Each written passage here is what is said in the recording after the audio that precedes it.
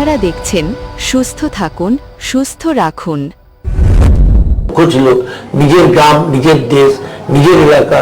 আমি যে গ্রাম থেকে বড় হয়েছি সেই গ্রামটাকে আমি সেবা করতে পারবো, সেই এলাকার মানুষজনের সেবা করতে পারবো।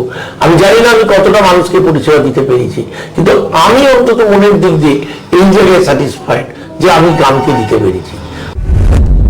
দেখুন, আমি প্রথমেই ধন্যবাদ জানাবো মাননীয় মুখ্যমন্ত্রীকে। ইনি যেটা করেছেন সেটা হচ্ছে গ্রাসরুট লেভেল অব্দি স্বাস্থ্য পরিষেবাকে পৌঁছে দিতে পেরেছে।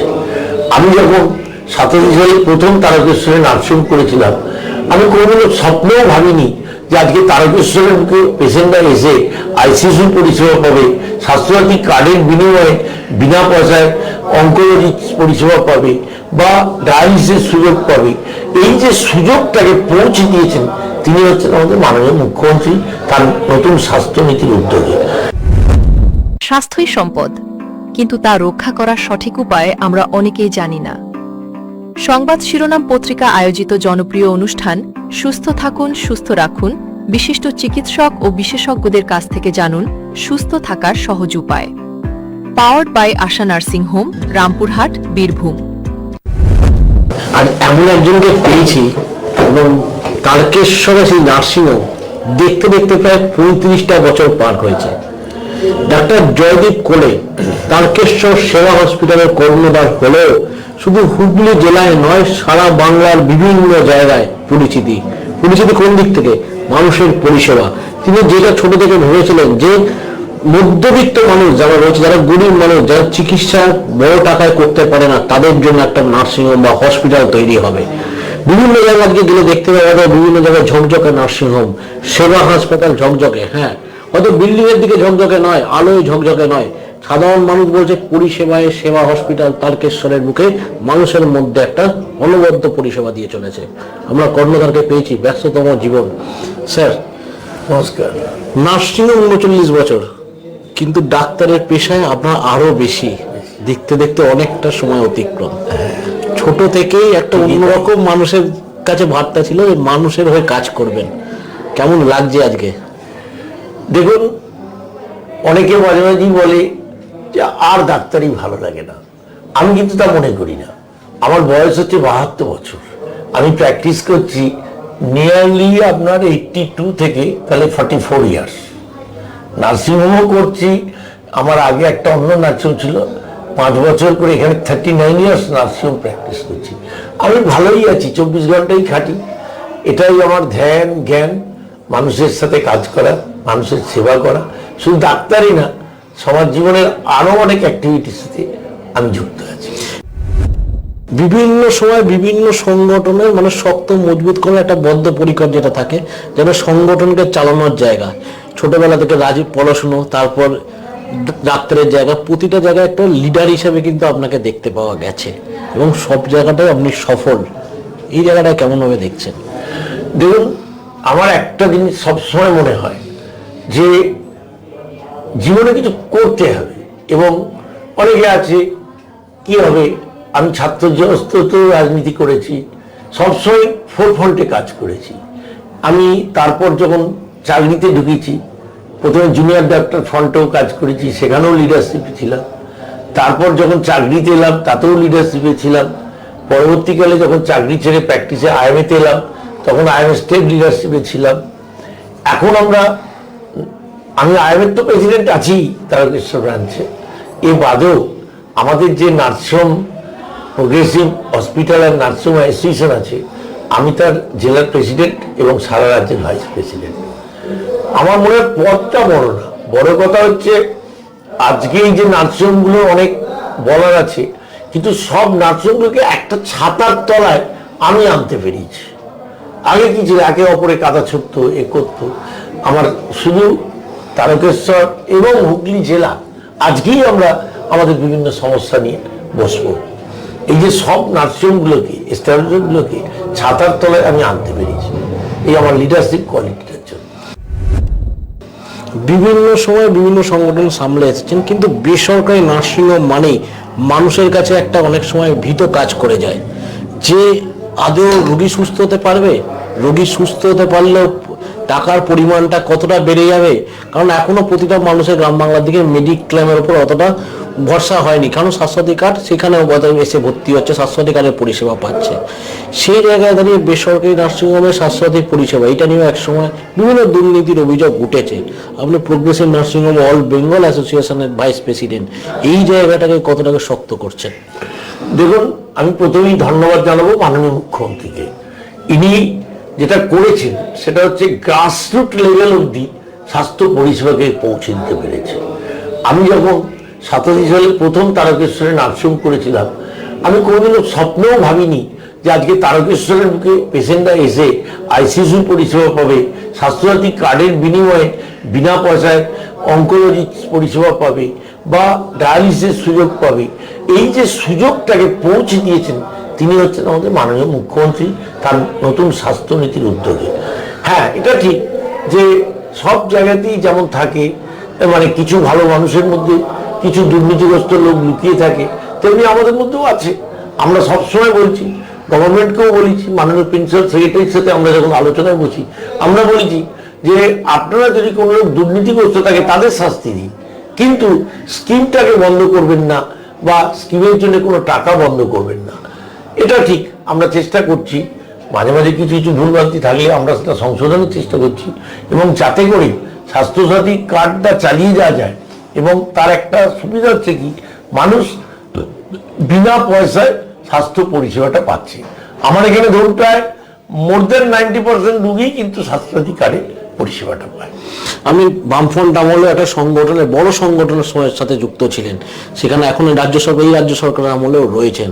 স্বাস্থ্যসাথী কার্ড গরিবের দিকে যখন একদিকে পরিষেবা দিয়ে যাচ্ছে, সেই দিকে দাঁড়িয়ে আপনি যখন স্বাস্থ্যসাথীতে একটা গ্রেড এ গ্রেড বি হয়ে গেছে, এতে কি বেসরকারি নার্সিংহোমে কর্ণধার যারা রয়েছেন কিছুটা অসুবিধার সম্মুখীন হচ্ছেন কোনো জায়গায়?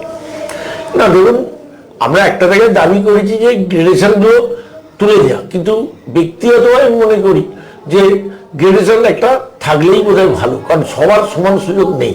কলকাতায় যারা এই ক্যাটেগরি, যারা কর্পোরেট হসপিটাল, তারা এই ক্যাটেগরি, তাদের সুযোগ সুবিধা অনেক বেশি।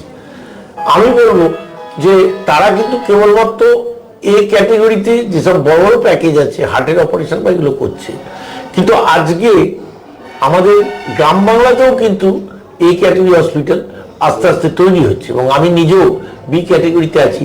আগামী দিনে যাতে এই ক্যাটেগরি করা যায়, আমাদের মাননীয় প্রিন্সিপাল সেক্রেটারি আমাদের প্রতিটা আলোচনাতেই বলেছেন আপনারা সবাই এগিয়ে চলুন, আপনি বি আছেন, এতে আসার চেষ্টা করুন। কাজেই এতে হলে যে পরিষেবাগুলো আমরা দিতে পারবো। এবং আমার যেটা মনে হয়, দেখুন সরকার অনেক ভেবেচিন্তেই গ্রেডেশনটা করেছেন, এবং গ্রেডেশন অনুযায়ী টাকা পয়সারও কিছুটা তফাৎ আছে, সেখানে সুযোগের সুবিধার কারণেই আছে। আমার মনে হয় গ্রেডেশনটা থাকলে কিছু অসুবিধা হওয়ার কথা নয়। বর্তমানে ক্যান্সার কোনো দুরারোগ্য ব্যাধি নয়, আপনার হাতের কাছেই রয়েছে এই ব্যাধি নিরাময়ের সুচিকিৎসার ব্যবস্থা রামপুরহাট বীরভূমের আশা ক্যান্সার ইনস্টিটিউটে। এখানে একই ছাদের তলায় রেডিওথেরাপি, কেমোথেরাপি, ক্যান্সার সার্জারির দ্বারা ক্যান্সারের চিকিৎসা করা হয়। স্বাস্থ্যসাথী কার্ডের মাধ্যমে ক্যান্সার চিকিৎসার সুবন্দোবস্তও রয়েছে। এছাড়াও যে কোনো রোগের সুচিকিৎসা দেওয়া হয়।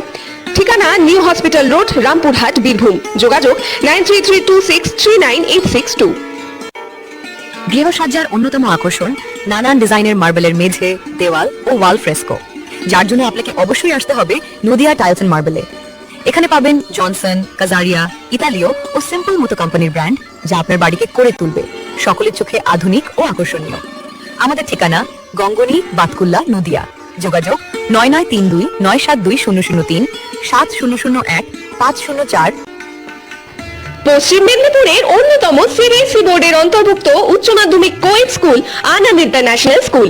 এখানে প্লে গ্রুপ থেকে দ্বাদশ শ্রেণী পর্যন্ত সর্ববিভাগে উচ্চমানের শিক্ষা প্রদান করা হয়। ছাত্রছাত্রীদের সুবিধার জন্য 50 কিলোমিটারের মধ্যে হস্টেল এবং যানবাহনের সুবিধাও রয়েছে।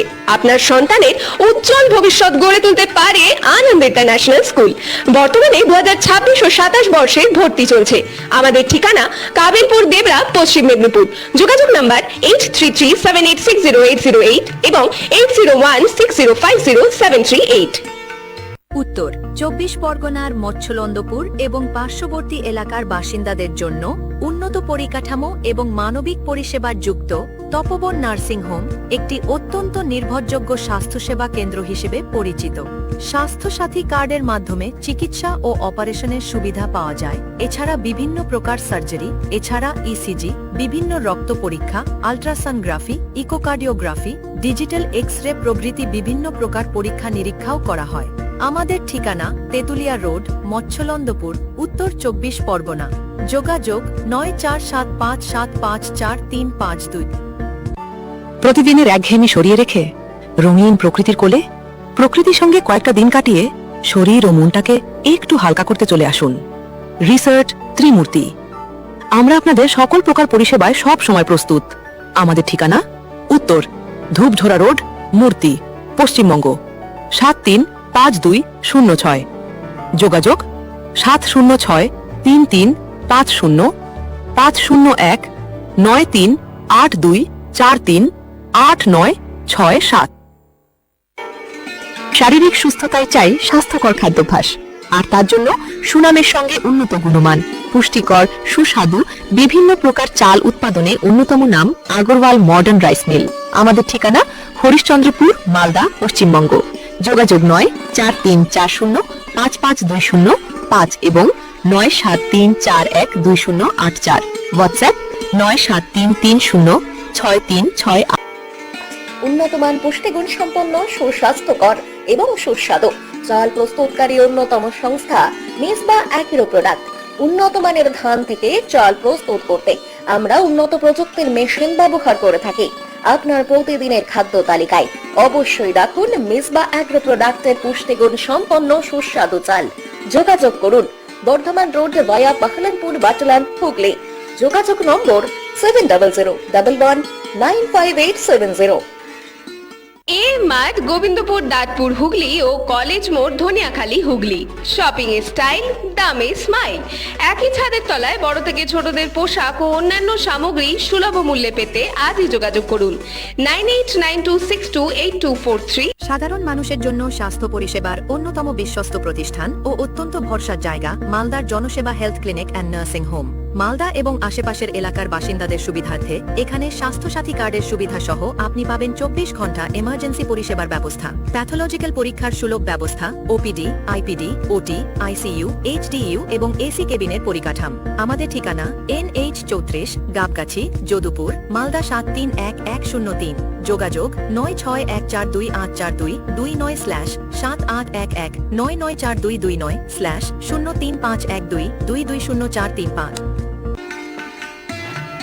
পূর্ব মেদিনীপুরে প্রথমবার স্বাস্থ্যসাথী কার্ডের মাধ্যমে সম্পূর্ণ আধুনিক ক্যাথ ল্যাব পরিষেবা দিচ্ছে 220টি বেড সম্পন্ন চণ্ডীপুর মাল্টি স্পেশালিটি হাসপাতাল। এখানে 24 ঘন্টা এমার্জেন্সি কার্ডিয়াক কেয়ার নেওয়া হয়। এছাড়াও বিশেষজ্ঞ চিকিৎসকের দ্বারা রেডিও ফ্রিকোয়েন্সি পেসমেকার বসানোর মতো হৃদযন্ত্রের একাধিক চিকিৎসার সুপরিকাঠামো রয়েছে।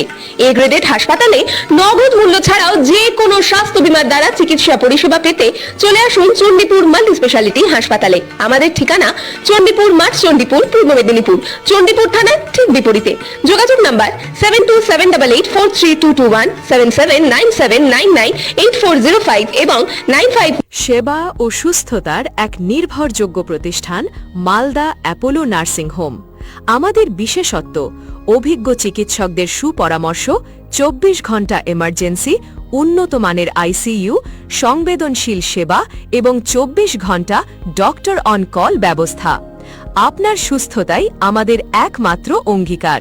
ঠিকানা গাবগাছি, যাদুপুর, ইংলিশ বাজার, মালদা। হেল্পলাইন 9932270671। তারকেশ্বরের বুকে সেবা হসপিটাল মানুষের কাছে একটা বার্তা গেছে যে একদম যারা গরিব বা নিম্ন মধ্যবিত্ত পরিবার তাদের জন্য এই নার্সিং হোম। সেই জায়গায় বলে দীর্ঘদিন ধরে আপনি পরিষেবা দিয়ে চলেছেন। সেবা নার্সিং হোমে হসপিটালে কি কি বিশেষত্ব রয়েছে বা 2026-এ সবে বছর পড়লো, কি কি পরিকল্পনা করছেন আগামী দিনে? দেখুন, আমার শুরুটা যখন 87 সালে হয়েছিল তখন আমার এটাকে নামই দিয়েছিলাম লো কস্ট হসপিটাল।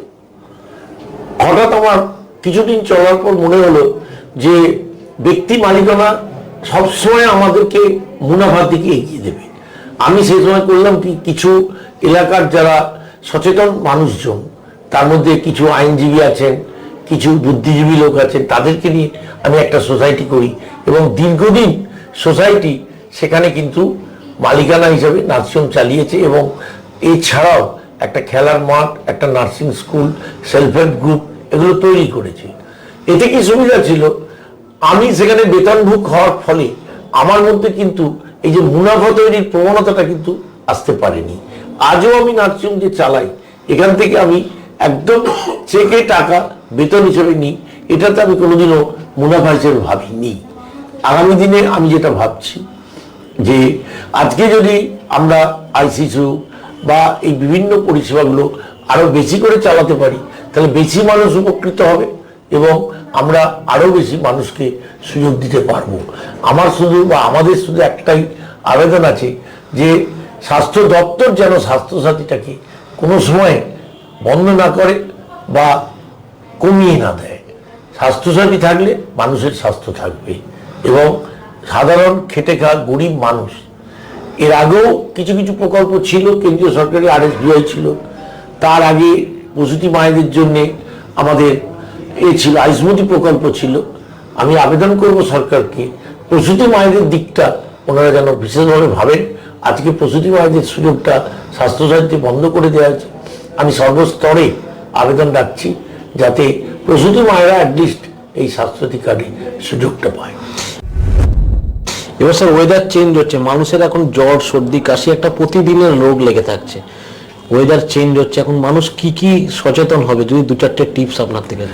এবং আমি সবসময় বলি যে আমাদের অনেকের একটা প্রবণতা আছে, এই এখন ধরুন চেঞ্জ অফ ওয়েদার, সন্ধ্যাবেলায় একটা জামা পরে বেরিয়ে পড়লো, ধরে কি হয় হঠাৎ করে ঠান্ডাটা লেগে যায়।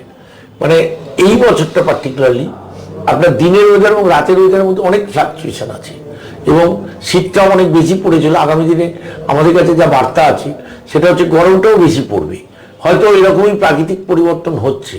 কাজেই আমাদের কিন্তু মনে করলে চলবে না যে শীতটা চলে গেছে। মানে সন্ধ্যার দিকে অন্তত আমার মনে হয় যেটুকু সাবধানতা নেওয়ার, মানে গায়ে একটা কিছু দেওয়া বা যাতে করে ঠান্ডাটা না লাগে, বিশেষ করে যারা রানিং গাড়ি চালাচ্ছে তাদেরও কিছুটা সতর্কতা নেওয়া উচিত।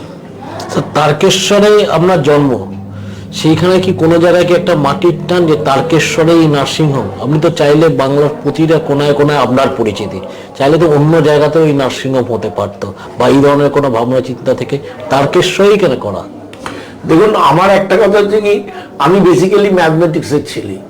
আমি ধরুন সারা ভারতবর্ষ জুড়ে যে পরীক্ষা IIT চান্স পেয়েছিলাম, IIT-তে চাকরি করলে আমি বড় মাইনের চাকরি করে প্রবাসী বাঙালি হতে পারতাম বা বিদেশে চলে যেতে পারতাম। মাটির টান সারা জীবনই কাজ করে গেছে আমাকে। আজও আমি মনে করি যে আমি দেশে ফিরে এসেছিলাম, চাকরিও ছেড়েছিলাম। 14 বছর চাকরি করার পর আমি সেই চাকরি কিন্তু ছেড়ে দিয়েছিলাম। সেখানে একটাই আমার লক্ষ্য ছিল, নিজের গ্রাম, নিজের দেশ, নিজের এলাকা। আমি যে গ্রাম থেকে বড় হয়েছি সেই গ্রামটাকে আমি সেবা করতে পারবো, সেই এলাকার মানুষজনের সেবা করতে পারবো। আমি জানি না আমি কতটা মানুষকে পরিষেবা দিতে পেরেছি, কিন্তু আমি অন্তত মনের দিক দিয়ে এই জায়গায় স্যাটিসফাইড যে আমি গ্রামকে দিতে পেরেছি। আর এই যে মাটির মানুষ বলছেন, আমি সত্যি এখনো এই মাটিকে ভালোবাসি, মাটিকে ভালোবাসি। সেই জন্যে আমার নিজের পেশার মধ্যে চাষও আমার একটা পেশা বলা যায়। আমি নিজে হাতে প্রায় 5 বিঘে জমি এখনো চাষ করি এবং বিকল্প চাষ নিয়ে আমার একটা পরিকল্পনা আছে, যাতে মানুষ তার যে প্রয়োজনটা, একসময় গান্ধীজি বলতেন যে যেটুকু প্রয়োজন, মানে নিড বেসড কাল্টিভেশন, যা প্রয়োজন, যেমন আমার তেল ডাল এগুলো যে দরকার হয়, এখন আমরা এগুলো উত্তরপ্রদেশের উপর নির্ভরশীল। কিন্তু আমরা কিন্তু পশ্চিমবাংলার মানুষ ইচ্ছা করলে তাদের জমিতে তেলের চাষ করতে পারি, ডালের চাষ করতে পারি, আদা পেঁয়াজ রসুন এগুলো করতে পারি। এবং ফলে কি হবে, ওষুধ দেওয়াগুলো কমে।